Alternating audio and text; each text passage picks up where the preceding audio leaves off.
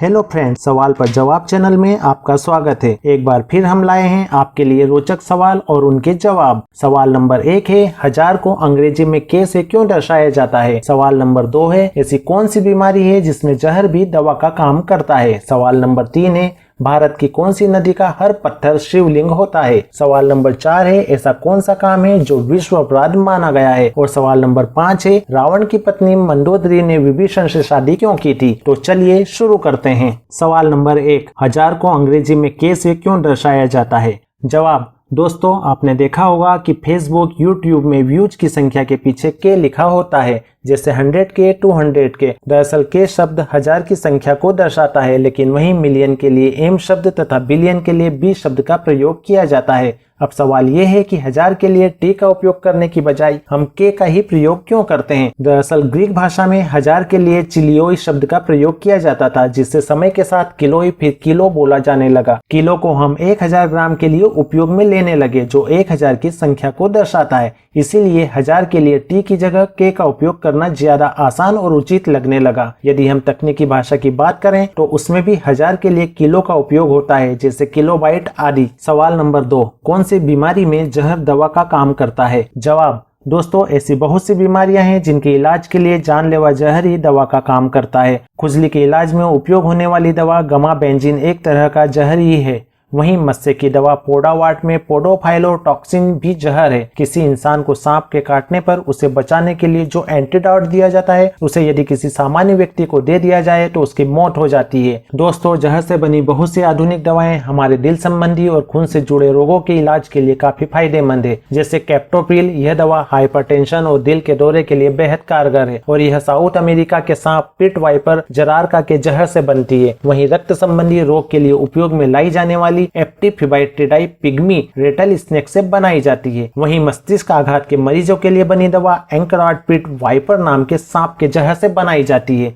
वहीं अमेरिका में पाई जाने वाली बेहद जहरीली छिपकली गीला मॉन्स्टर की जहरीली लार में मौजूद प्रोटीन से टाइप 2 डायबिटीज सही करने की कोशिश की जा रही है। इसके अलावा भी कई जहरीले जानवरों और पौधों के जहर से बनी दवाओं से कई रोगों का इलाज किया जाता है। सवाल नंबर 3, भारत की कौन सी नदी का हर पत्थर शिवलिंग होता है। जवाब, मां नर्मदा नदी में मौजूद हर कंकर भगवान शिव का प्रतीक माना जाता है। नर्मदा से निकले शिवलिंग को नर्मदेश्वर भी कहा गया है। यह बड़े आश्चर्य की बात है कि नर्मदा से निकलने वाले पत्थर शिवलिंग के आकार के होते हैं। माना जाता है कि शिव ने मां रेवा यानी नर्मदा को वरदान दिया था और इसी कारण नर्मदा से मिलने वाला हर पत्थर न केवल शिवलिंग के आकार का होता है, बल्कि उसे बहुत अधिक पवित्र भी माना जाता है। आपको बता दूं कि दुनिया भर में यहाँ से बने शिवलिंग को सीधा स्थापित किया जाता है। इनके प्राण प्रतिष्ठा की आवश्यकता नहीं होती है। कहा जाता है कि जहाँ नर्मदेश्वर का वास होता है वहाँ काल और यम का भय नहीं होता है। हैरान करने वाली बात यह भी है कि नर्मदा नदी से ओम लिखे शिवलिंग भी निकले हैं। यहाँ की खास बात यह भी है कि नर्मदा नदी देश की एकमात्र ऐसी नदी है जो पूर्व से पश्चिम की ओर बहती है।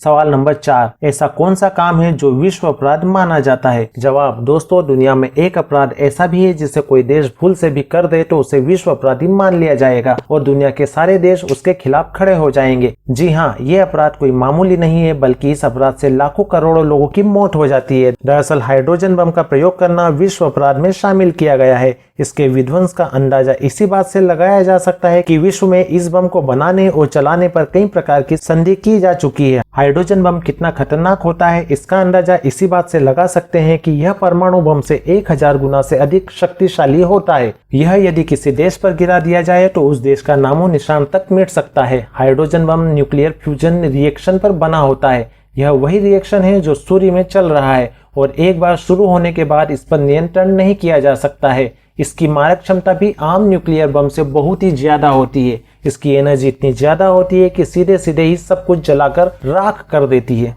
और सवाल नंबर 5 है, रावण की पत्नी मंदोदरी ने विभीषण से शादी क्यों की थी। जवाब, बहुत कम लोगों को जानकारी होगी कि रावण वध के बाद उनकी पत्नी मंदोदरी का क्या हुआ। दरअसल रावण की मौत के बाद मंदोदरी ने विभीषण से शादी कर ली थी। ऐसा माना जाता है कि राम रावण युद्ध के बाद रावण के कुल में विभीषण और कुछ महिलाएं ही जिंदा बची थीं। रावण की मृत्यु के बाद भगवान श्री राम ने विभीषण को राजपाट सौंप दिया था। अद्भुत रामायण के अनुसार विभीषण राज्याभिषेक के बाद प्रभु श्री राम ने मंदोदरी के समक्ष विभीषण से शादी करने का प्रस्ताव रखा, लेकिन उस वक्त तो उन्होंने इस प्रस्ताव का कोई उत्तर नहीं दिया और खुद को महल में कैद कर लिया। कुछ समय बाद दोबारा मंदोदरी महल से निकली और विभीषण से विवाह कर लिया। हालांकि कुछ विद्वानों का मानना है कि इस बात में कोई सच्चाई नहीं है। वहीं पहले के जमाने में कुछ समाजों में प्राचीन काल में भाई की विधवा से शादी करने का प्रचलन था। सुग्रीव ने भी बाली के मारे जाने के बाद उसकी पत्नी से शादी कर ली थी।